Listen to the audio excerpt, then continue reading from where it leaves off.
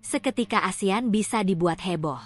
Jelang Timnas Indonesia versus Malaysia di Piala AFF U23 2025, supporter Malaysia tiba-tiba protes ke PSSI tak terima harga tiket kemahalan, sampai bilang begini. Mengejutkan, dikonfirmasi resmi tepat hari ini.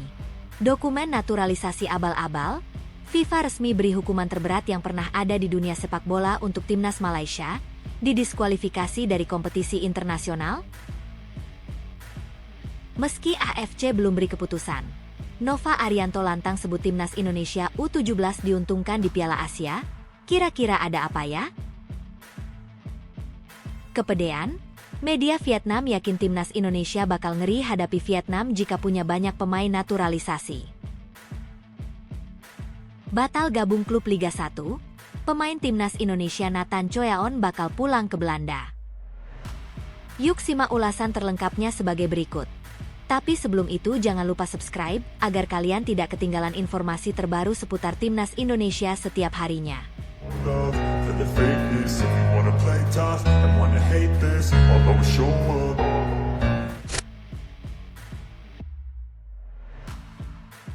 Seketika ASEAN bisa dibuat heboh. Jelang Timnas Indonesia versus Malaysia di Piala AFF U23 2025, supporter Malaysia tiba-tiba protes ke PSSI tak terima harga tiket kemahalan, sampai bilang begini. Jelang pertarungan sengit antara Timnas Indonesia U23 dan Malaysia U23 di Piala AFF U23 2025, Stadion Utama Gelora Bung Karno, SUGBK, di Jakarta bersiap menjadi pusat perhatian Asia Tenggara. Namun, di tengah gelombang antusiasme yang membumbung tinggi, sebuah kontroversi telah mengguncang semangat persatuan kawasan. Supporter Malaysia melancarkan protes keras terhadap PSSI, mengecam harga tiket yang mereka anggap terlalu mahal untuk menyaksikan laga krusial di grup A.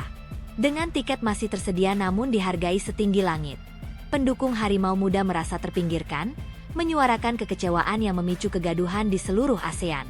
Akankah ketegangan ini meredam semangat sportivitas, atau justru menambah panasnya rivalitas di lapangan? Dan bagaimana Indonesia menjawab sorotan pedas ini untuk menjaga harmoni regional?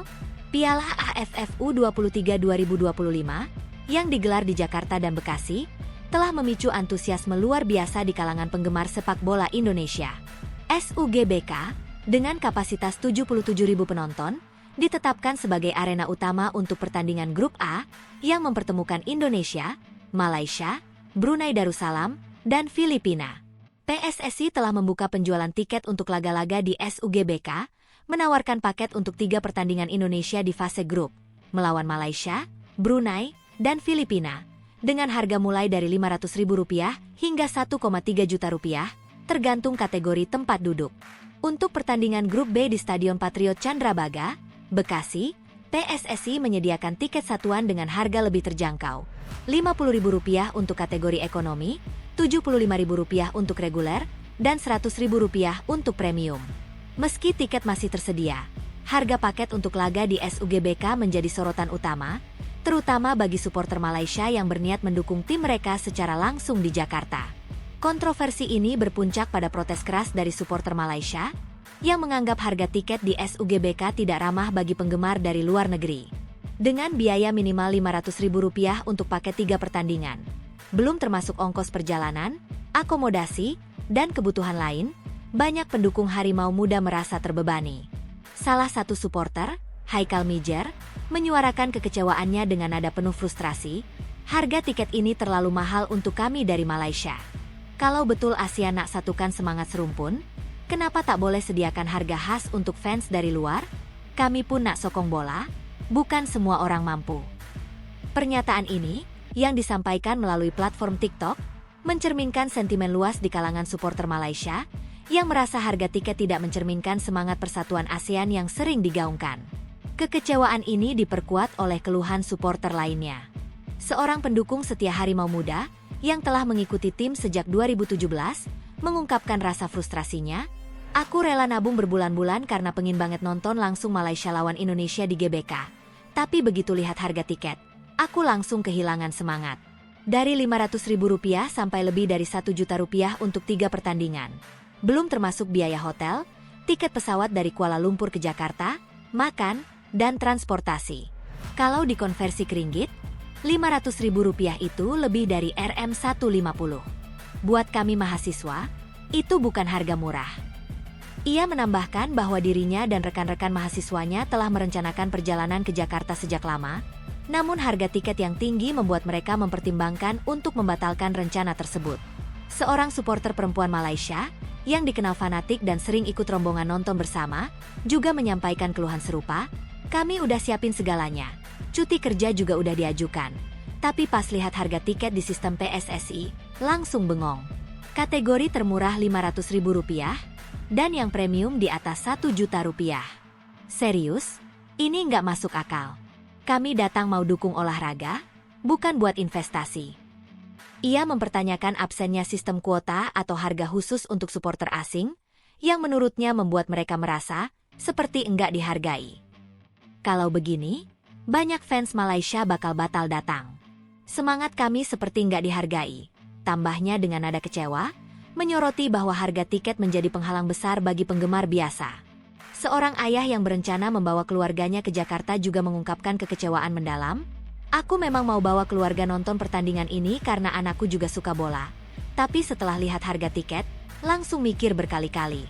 Kalau satu tiket Rp500.000, beli untuk 4 orang udah Rp2 juta, belum termasuk tiket pesawat dan hotel. Ini baru babak grup, belum final." Ia menyinggung bahwa harga tiket seolah menyingkirkan fans luar negeri dan mempertanyakan keadilan sistem penjualan. Kalau nanti pertandingan di Malaysia, semoga Indonesia juga merasakan hal yang sama biar tahu rasanya.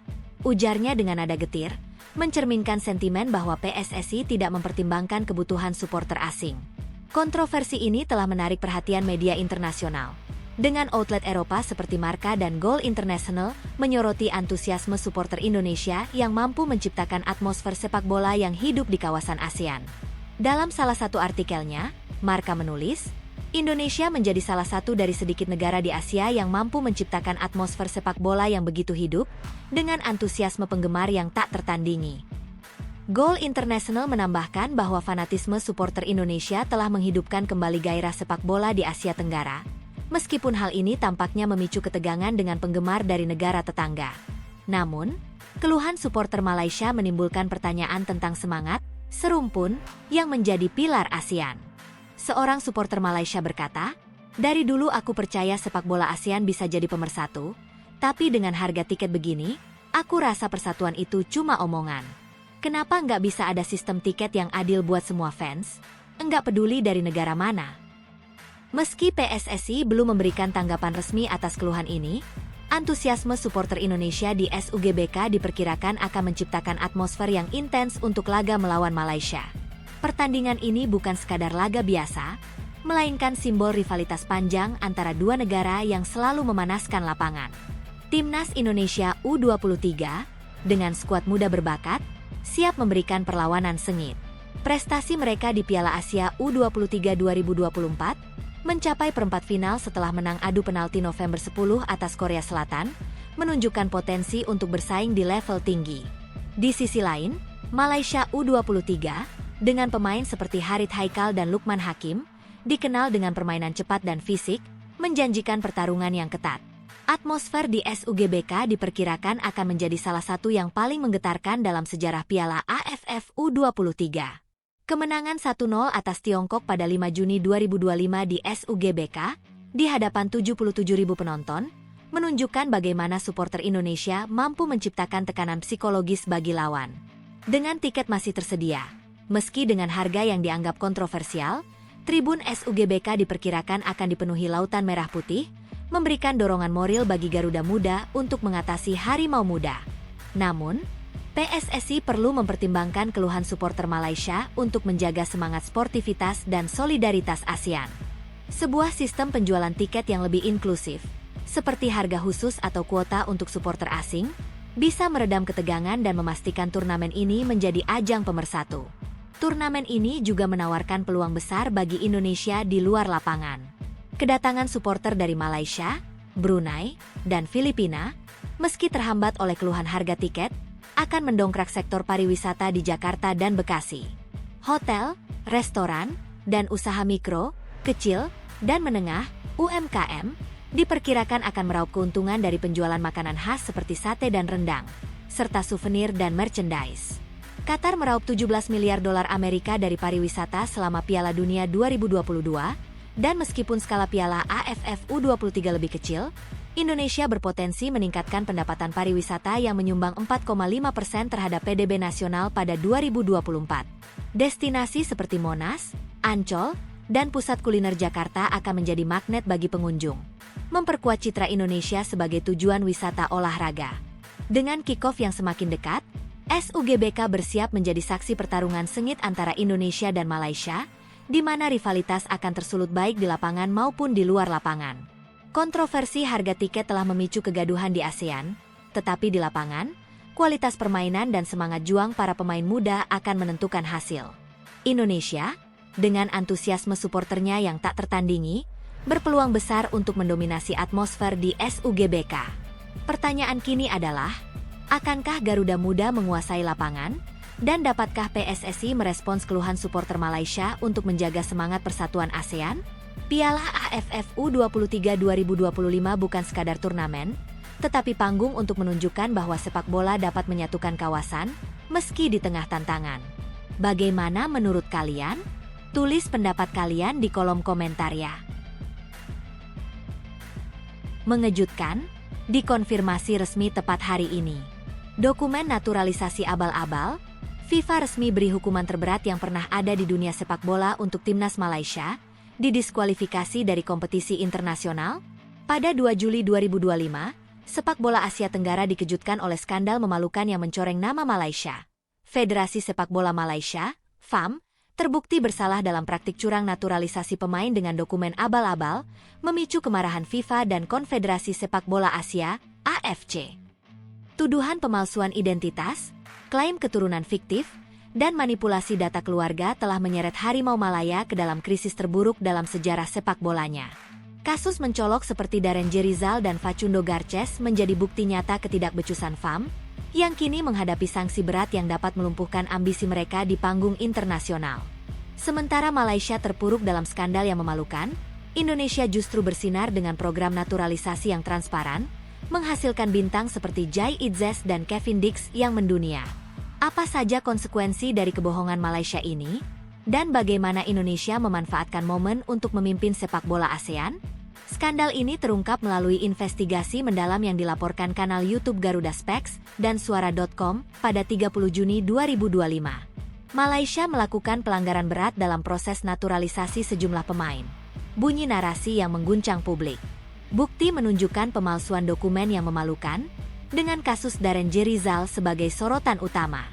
Pemain ini diklaim memiliki nenek asal Johor, namun investigasi mengungkap bahwa identitas tersebut adalah rekayasa murahan oleh biro jasa yang terafiliasi dengan agen pemain internasional. Lebih memalukan lagi, Facundo Garces, bek tengah Deportivo Alaves berusia 25 tahun, diturunkan saat Malaysia mengalahkan Vietnam 4-0 dalam kualifikasi Piala Asia 2027, meski tidak memiliki hubungan keturunan yang sah dengan Malaysia. Media Vietnam, New Straits Times, melaporkan desakan publik untuk investigasi FIFA, menyoroti ketidakbecusan FAM dalam menjalankan proses naturalisasi yang sesuai aturan. Hingga kini, FIFA, AFC, dan FAM belum merilis pernyataan resmi, tetapi tekanan dari komunitas internasional terus meningkat. Media Inggris dan Jepang menyoroti kejanggalan dalam program naturalisasi Malaysia, yang tampaknya lebih mementingkan kemenangan instan ketimbang integritas. Aturan FIFA mensyaratkan pemain memiliki hubungan jelas dengan negara melalui kelahiran, keturunan, atau residensi minimal 5 tahun, dan Malaysia jelas-jelas gagal mematuhi standar ini. Skandal ini tidak hanya memalukan, tetapi juga menempatkan Malaysia di ambang hukuman yang dapat menghancurkan masa depan sepak bolanya. Sementara Indonesia, dengan proses naturalisasi yang jujur, menjadi teladan di ASEAN. Jika investigasi FIFA dan AFC membuktikan bahwa Malaysia menggunakan dokumen naturalisasi abal-abal, konsekuensinya akan menghantam Harimau Malaya seperti petir di siang bolong. Berikut adalah dampak yang akan dihadapi. 1. Diskualifikasi dari kompetisi internasional. Malaysia berpotensi didiskualifikasi dari semua kompetisi FIFA dan AFC hingga 2027, termasuk kualifikasi Piala Dunia 2026 dan Piala Asia 2027. Ini akan memupus harapan Malaysia untuk bersaing di panggung global, meninggalkan mereka tertinggal jauh di belakang rival seperti Indonesia, yang kini menempati peringkat FIFA 118. Diskualifikasi ini juga akan melumpuhkan tim kelompok usia, seperti U23, menghambat pengembangan talenta muda.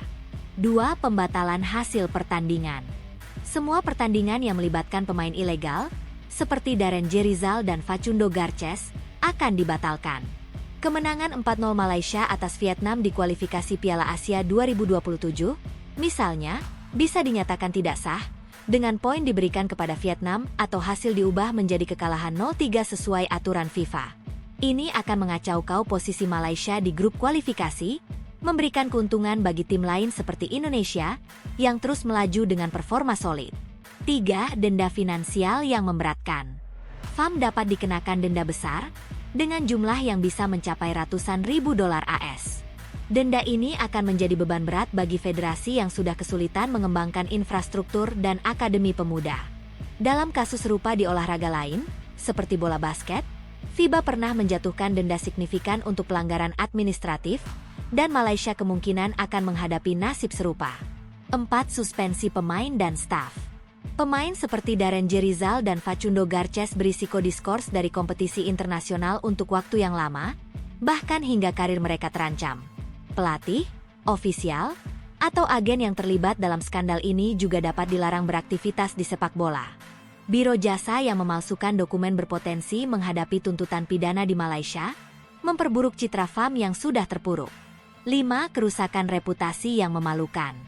Skandal ini akan mencoreng nama Malaysia di mata dunia, menjadikan FAM bahan tertawaan di kalangan komunitas sepak bola. FIFA dapat memberlakukan pengawasan ketat terhadap proses naturalisasi Malaysia, membatasi kuota pemain naturalisasi di masa depan. Sponsor dan investor kemungkinan akan menarik diri, meninggalkan sepak bola Malaysia dalam krisis keuangan dan kepercayaan. 6. Dampak pada kompetisi regional. Malaysia berisiko kehilangan hak untuk tampil di turnamen regional seperti Piala AFF, baik untuk tim senior maupun kelompok usia, hingga 2027. Pembatalan hasil pertandingan akan mengubah dinamika persaingan, memberikan keunggulan bagi Indonesia, Thailand, dan Vietnam. Supporter Malaysia, yang sudah kecewa dengan manajemen FAM, mungkin akan semakin apatis, melemahkan dukungan untuk tim nasional. 7. Implikasi hukum dan sosial. Pemalsuan dokumen dapat memicu investigasi pidana oleh pihak berwenang Malaysia, menargetkan biro jasa, agen, atau bahkan pejabat FAM yang terlibat. Skandal ini berpotensi menjadi isu politik, dengan publik menuntut reformasi dalam pengelolaan sepak bola. Media Vietnam telah memperkuat tekanan, yang dapat memperkeruh hubungan olahraga di ASEAN, terutama dengan Indonesia, yang kini menjadi panutan. 8. Kehilangan dukungan publik dan sponsor. Kekecewaan supporter Malaysia akan mencapai puncak, dengan banyak yang merasa dikhianati oleh FAM. Sponsor besar, baik lokal maupun internasional, kemungkinan akan menarik dukungan, memperburuk keuangan federasi. Ini akan menghambat pengembangan pemain muda dan infrastruktur, menempatkan Malaysia jauh di belakang Indonesia, yang terus maju dengan program naturalisasi yang sukses. Sementara Malaysia terjebak dalam skandal memalukan, Indonesia menonjol sebagai teladan dalam program naturalisasi yang jujur dan strategis. PSSI telah mematuhi aturan FIFA, memilih pemain dengan hubungan keturunan atau residensi sah, seperti Jai Itzes, Kevin Dix, dan Dean James, yang tidak hanya meningkatkan daya saing timnas tetapi juga karir mereka di Eropa. Jai Itzes, kapten timnas Indonesia, mencatatkan kenaikan harga pasar paling signifikan sejak dinaturalisasi, menurut Transfermarkt per Juni 2025. Performa apiknya di klub dan tim nasional telah menjadikannya simbol keberhasilan naturalisasi Indonesia, Web 18. Kevin Dix, yang bergabung dengan Borussia Mönchengladbach setelah dinaturalisasi pada November 2024, melihat harga pasarnya melonjak dari 4 juta euro, 75,6 miliar rupiah, menjadi 5 juta euro, 94,51 miliar rupiah. Di musim 2024-25, Dix tampil gemilang bersama FC Copenhagen, mencatatkan 44 penampilan, 11 gol, dan 4 assist, sekaligus mempersembahkan gelar Liga Denmark dan Piala Denmark. Dean James, penggawa Go Ahead Eagles, juga membuktikan nilai naturalisasi. Harga pasarnya naik dari 1 juta euro menjadi 1,8 juta euro per Juni 2025. Meski absen di final Piala Belanda karena cedera, kontribusinya sebagai starter dari ronde kedua hingga semifinal, dengan 1 assist, membantu Go Ahead Eagles menjuarai turnamen. Keberhasilan ini menunjukkan bahwa naturalisasi yang transparan dapat mengangkat prestasi pemain dan negara, kontras dengan kegagalan Malaysia yang terjerat skandal. Skandal ini memicu gelombang kemarahan di ASEAN, dengan media Vietnam memimpin sorotan melalui New Straits Times, menyoroti kemenangan kontroversial Malaysia atas Vietnam. Media Inggris dan Jepang juga mengecam FAM, memperkuat desakan untuk investigasi FIFA. Posting di X menyebutkan larangan hingga 2027 bagi Malaysia. Meskipun belum terverifikasi, post 0. Di Indonesia, penggemar sepak bola merayakan keunggulan PSSI yang telah menunjukkan integritas dalam naturalisasi, memperkuat posisi Garuda sebagai kekuatan baru di ASEAN. Skandal Malaysia bukan hanya kegagalan FAM, tetapi juga pelajaran bagi sepak bola regional. Integritas adalah harga yang tidak bisa ditawar. Sementara Malaysia menghadapi ancaman hukuman yang dapat melumpuhkan, Indonesia terus melaju, dengan pemain naturalisasi yang menjadi kebanggaan di panggung dunia. Pertanyaan kini adalah, akankah Malaysia belajar dari kesalahan ini, atau akan terus tenggelam dalam bayang-bayang skandal? Indonesia, dengan visi dan integritas, telah menunjukkan jalan yang benar. Meski AFC belum beri keputusan, Nova Arianto lantang sebut timnas Indonesia U17 diuntungkan di Piala Asia. Kira-kira ada apa ya? Pelatih timnas Indonesia U17, Nova Arianto blak-blakan soal nasib Garuda Muda pada Piala Asia U17 2026 mendatang. Nova Arianto menegaskan timnas Indonesia U17 mendapat perlakuan khusus di Piala Asia 2026 tanpa melewati babak kualifikasi. Dia mengatakan keuntungan itu diperoleh lantaran Garuda Muda mampu lolos ke babak perempat final Piala Asia U17 2025 April lalu. Adapun timnas U17 Indonesia resmi lolos langsung ke Piala Asia U17 2026 tanpa melalui jalur kualifikasi. Meski demikian, AFC belum memberikan rilis resmi terkait keuntungan yang diperoleh timnas Indonesia U17. Namun, Nova Arianto telah mengonfirmasi kebenaran kabar tersebut. Ia benar, Indonesia sudah lolos ke Piala Asia U17 2026, ucap Nova Arianto. Kepastian ini menyusul perubahan format turnamen yang dilakukan Konfederasi Sepak Bola Asia, AFC, dari semula digelar 2 tahun sekali menjadi setiap tahun, yang untuk sementara akan berlangsung di Arab Saudi hingga 2028. Dengan format baru ini, 8 tim yang lolos ke perempat final Piala Asia U17 2025 otomatis mendapatkan tiket ke edisi 2026 tanpa harus melalui babak kualifikasi. Indonesia termasuk di antara 8 tim tersebut, bersama Uzbekistan, Arab Saudi, Korea Selatan, Korea Utara, Tajikistan, Jepang, dan Uni Emirat Arab. Selain itu, Qatar juga dipastikan lolos ke Piala Asia U17 2026 karena berstatus tuan rumah Piala Dunia U17 2025. Dengan demikian, total sudah ada 9 negara yang dipastikan lolos ke putaran final, menyisakan 7 tempat yang akan diperebutkan lewat jalur kualifikasi. Kabar ini pertama kali ramai diperbincangkan setelah akun Instagram resmi The ASEAN Football mengunggah grafik berisi daftar tim-tim yang telah memastikan tempat di Piala Asia U17 2026. Jalan menuju Piala Asia AFC U17 2026 yang akan berlangsung di Arab Saudi pada Mei 2026 kini sudah jelas. 9 tim telah lolos ke turnamen final dan akan melewatkan kualifikasi. Ini termasuk 8 perempat finalis Piala Dunia U17 2025, ditambah Qatar sebagai tuan rumah Piala Dunia, tulis akun tersebut. Di sisi lain, pelatih timnas U17 Nova Arianto mulai menyusun kerangka skuad baru untuk menghadapi turnamen mendatang. Nova mengatakan, pihaknya telah melakukan 3 gelombang seleksi pada 24-26 Juni, 26-28 Juni, dan 28-30 Juni 2025. Rencana seleksi saat ini adalah untuk menjaring pemain-pemain kelahiran 2009. Targetnya akan terpilih 25 hingga 30 pemain, ujar Nova. Para pemain yang terpilih nantinya akan mengikuti kompetisi EPA U18 sebagai bagian dari persiapan menuju Piala Asia U17 2026. Nova berharap Tim yang terbentuk dapat melanjutkan prestasi positif generasi sebelumnya dan tampil kompetitif di level Asia. Kepedean, media Vietnam yakin timnas Indonesia bakal ngeri hadapi Vietnam jika punya banyak pemain naturalisasi. Media Vietnam dan Tri yakin timnas Indonesia bakal ngeri hadapi Vietnam jika punya lebih banyak pemain naturalisasi. Sebab, timnas Vietnam dipercaya bakal makin kuat usai diperkuat para pemain naturalisasi. Vietnam diketahui juga turut andalan pemain naturalisasi untuk memperkuat skuad. Mereka pun terus menambah jumlah pemain naturalisasinya dari waktu ke waktu.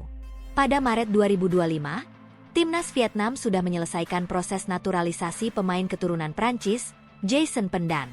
Pemain yang kini akrab disapa Chow Quang Vinh itu diplot untuk membela timnas Vietnam di kualifikasi Piala Asia 2027. Menurut media Vietnam dan Tri, kondisi ini bisa membuat para rival timnas Vietnam ketakutan. Sebab, skuad timnas Vietnam bakal makin kuat. Bahkan, dan Tri yakin timnas Indonesia akan turut kesulitan menyangi Vietnam. Padahal, skuad Garuda juga saat ini sudah diperkuat banyak pemain keturunan. Sepak bola Indonesia khawatir tim Vietnam bakal makin kuat jika banyak pemain naturalisasi, tulis dan Tri, dikutip Selasa, 1 Juli 2025. Timnas Indonesia secara tak terduga menjadi lebih kuat dalam 2 tahun terakhir, setelah mereka menambahkan sejumlah pemain naturalisasi asal Belanda. Timnas Indonesia masih berjuang untuk mendapatkan tiket ke Piala Dunia 2026, melalui babak kualifikasi keempat Piala Dunia 2026 di Asia. Lanjutnya, jika jumlah pemain keturunan Vietnam yang lahir di luar negeri lebih banyak, timnas Vietnam bisa lebih kuat dari timnas Indonesia saat ini. Pasalnya, banyak sekali orang-orang keturunan Vietnam yang sangat berbakat dan tinggal di luar negeri, jelas dan Tri. Kini, Vietnam pun masih unggul secara ranking FIFA dari timnas Indonesia. Vietnam ada di posisi ke-113 di ranking FIFA terbaru. Mereka turun 4 peringkat usai berlaga pada Juni 2025. Sementara itu, timnas Indonesia ada di posisi ke-118. Skuad Garuda naik 5 peringkat usai melakoni 2 pertandingan pada Juni 2025. Meski kalah secara ranking FIFA, timnas Indonesia masih jaga asa lolos ke Piala Dunia 2026. Mereka akan berlaga di babak 4 kualifikasi Piala Dunia 2026 zona Asia. Batal gabung klub Liga 1, pemain timnas Indonesia Nathan Choyaon bakal pulang ke Belanda. Batal gabung klub Liga 1, penggawa timnas Indonesia Nathan Choyaon bakal pulang ke Belanda. Seperti diketahui, Nathan yang tak mendapat perpanjangan kontrak dari klub Inggris, Swansea, sempat dikaitkan dengan sejumlah tim. Bukan hanya tim-tim Eropa, pemain 23 tahun itu bahkan juga dihubung-hubungkan dengan beberapa tim Liga 1. Dua raksasa sepak bola Indonesia seperti Persija Jakarta dan Persib Bandung sempat dirumorkan bakal memperebutkan tandan tangan sang pemain. Namun, rumor soal Nathan Choyaon berkarir di Liga 1 bersama 2 tim elit tanah air tadi perlahan menghilang. Kini, kabar terbaru soal teka-teki kelanjutan masa depan Nathan Choyaon memasuki lembar baru. Salah satu klub asal Belanda, SC Telstar dikabarkan memasukkan nama Nathan Choyaon dalam radar mereka. Kabar tersebut cukup ramai jadi perbincangan publik di akun media sosial X. Kabar soal Nathan Choyaon yang bakal kembali ke Belanda ramai dibahas oleh akun X, Kroon de Burg. Akun itu menyampaikan kabar kalau Nathan Choyaon masuk dalam salah satu incaran SC Telstar untuk mengarungi musim depan. Di Indische Keuken ada spekulasi, gosip, bahwa Nathan Choyaon akan masuk radar Telstar. Bebas kontrak setelah Swansea City, tulis akun tersebut. Meski demikian, hingga saat ini pihak Nathan Choyaon dengan masih belum memberikan keterangan resmi soal transfer sang pemain. Nasib pahit tengah menimpa Nathan Choyaon, yang kini resmi menganggur usai dilepas oleh klub Inggris, Swansea City. Selama 2 musim memperkuat Swansea City, pemain yang berposisi sebagai bek ini hanya tampil 3 kali, dengan 2 diantaranya terjadi di ajang Carabao Cup. Nathan yang berstatus free agent sempat memberikan tanggapannya soal berkarier di Liga 1. Saat itu, sang pemain mengaku dirinya memang tertarik untuk bermain di Indonesia suatu saat nanti. Kalau sudah tua, mungkin saya akan main di Indonesia, ungkap Nathan Choyaon dalam sebuah wawancara yang dikutip dari Instagram Tribun Persebaya. Di Persebaya, Surabaya, karena mereka memiliki banyak suporter, tegas Nathan Choyaon.